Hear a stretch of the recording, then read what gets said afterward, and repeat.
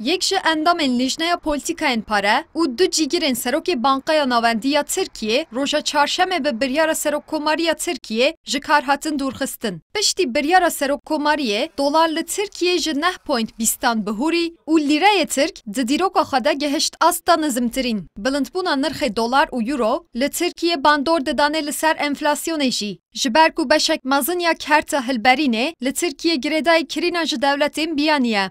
Ev yeke jî dibe sedem ku bilindbûna dolar ji welatiyên Tirkiye re wek bilindbûna bihayan vegere. 21 yaşındayım. 18 yaşımdan beri tek başıma yaşıyorum. Ez wek ciwanekî 21 salî de dahatiyê de jiyanek gelek xweş li Tirkiye bo xwe nikarim bibînim. Aborî wisa xuya dike ku êdî desthilat jî biguhere çênabe. Ez dixwazim biçim Avrupayê. Üretimimiz olmadığından dolayı kaynaklanan bir şey ama zaman içerisinde düzeleceğine inanıyorum yani. Çalışıyorum. Tabii ki hepimiz zorluk çekiyoruz ama tüm dünya olarak zorluk çektiğimizi düşünüyorum. Ülke olarak daha fazla zorluk çektiğimizi düşünüyorum.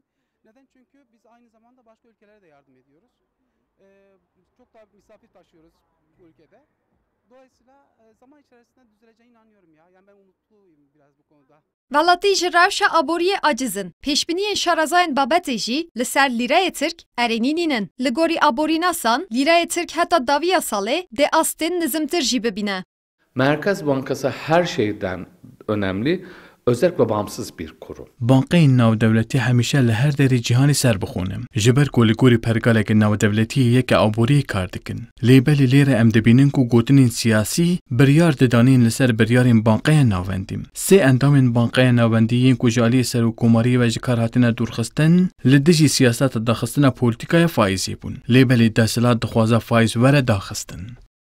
Di nav çil rojên davîn de pareyê ku li hemberî dolar herî zêde nirxê wî şikestî, lîreyê Tirk e. Ji serê sala 2021-an pêve, nirxê lîre qasî ji sedî 17.8 şikestiye. Li gorî pêşbîniyên şarazayên aboriyê, heta daviya salê şikestina lîre dê ji sedî 20 bihûre. Nalîn Dirî, Kurdistan 24, Ankara.